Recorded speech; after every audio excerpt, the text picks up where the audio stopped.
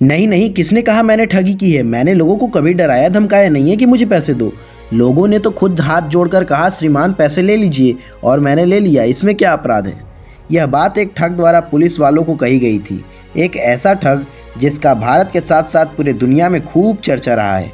एक ऐसा ठग जिसने ना जाने कई बार ताजमहल को बेच दिया, लाल किले को बेच दिया, और तो और राष्ट्रपति भवन तक को भी नहीं छोड़ा। तो आज की इस वीडियो में हम बात करेंगे भारत के सबसे बड़े ठग नटवर लाल की। तो चलिए वीडियो शुरू करते हैं। बिहार के सिवान जिले में बंगरा गांव में सन 1912 में एक लड़का पैदा लिया जिसका नाम रखा गया मिथिलेश कुमार श्रीवास्तव उर्फ मिस्टर नटवर लाल।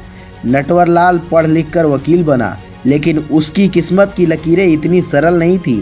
कहने को तो उसके ठगी के किस्से विदेशों तक में मशहूर हैं, लेकिन इसकी शुरुआत नटवर लाल ने पड़ोस से ही कर दी थी। हुआ यूं कि एक बार मिथिलेश को पड़ोसी ने बैंक ड्राफ्ट जमा करने को भेजा। वहां जाकर मिथिलेश ने पड़ोसी के हस्ताक्षर को हूबहू करके उसमें से 1000 रुपये निकाल लिए। घटना की जानकारी पड़ोसी ने मिथिलेश के पिता को दी, जिसके बाद पिता ने मिथिलेश को खूब मारा पीटा और गुस्से में मिथिलेश कोलकाता चला गया। वहां जाकर उसने कॉमर्स में ग्रेजुएशन की। बाद में सेठ केशव राम नाम के एक व्यक्ति ने मिथिलेश को अपने बेटे को ट्यूशन पढ़ाने के लिए रखा, पर उसने सेठ से भी रुई खरीदने के नाम पर 4.5 लाख रुपए ठग लिए।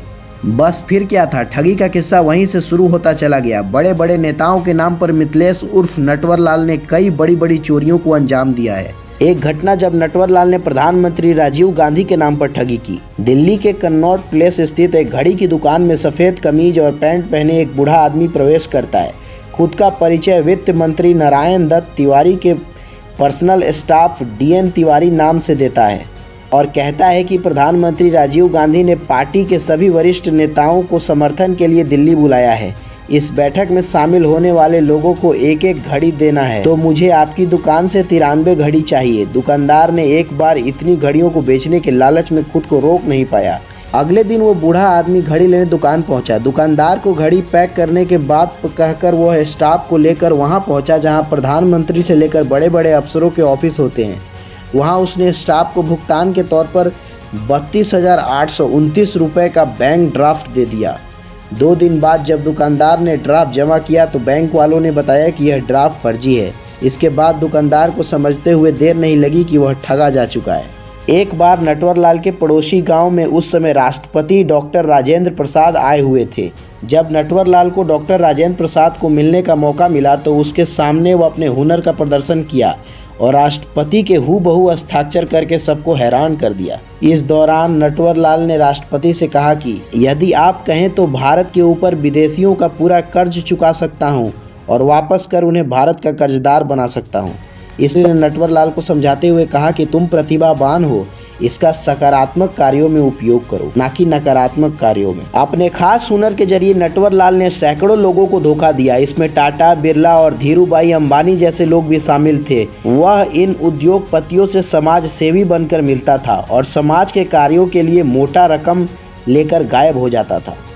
नटवर लाल का कहना था कि मुझे अपनी बुद्धि पर इतना भरोसा है कि मुझे कोई नहीं पकड़ सकता। यह तो परमपिता परमेश्वर की मर्जी है, मैं नहीं जानता उसने मेरे भाग्य में क्या लिखा है। नटवर लाल को आखिरी बार 24 जून 1996 को देखा गया था, जब वृद्धा अवस्था होने के कारण उनका स्वास्थ्य खराब रहने लगा। तो अदालत के आदेश पर 3 पुलिस वालों नटवर लाल का इलाज कराने दिल्ली एम्स जा रहे थे। इसके करीब 2-3 हफ्तों में नटवर लाल व्हीलचेयर पर था। ठीक से उठने के लिए भी उसे सहारे की जरूरत पड़ती थी। खैर 3 पुलिस वालों के साथ नटवर लाल दिल्ली स्टेशन पहुंचा। स्टेशन पर वह तीनों एम्बुलेंस का इंतजार कर रहे थे। इस दौरान 2 हवलदार स्टेशन पर ही किसी काम के चलते वहां से चले गए। इसके कुछ ही वक्त पहले तीनों पुलिस वालों ने मिलकर नटवर लाल को स्टेशन की बेंच पर लिटाया था।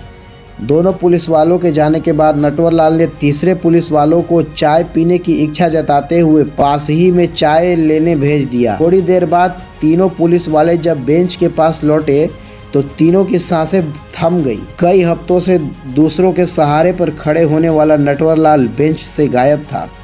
इसके बाद नटवर लाल कहाँ गया, किसी को इसकी कोई जानकारी नहीं है। तो आपको ये वीडियो कैसा लगा नीचे कमेंट बॉक्स में कमेंट करके बताएं। वीडियो अच्छी लगी तो वीडियो को लाइक करें और मेरे चैनल को सब्सक्राइब करें। Thank you.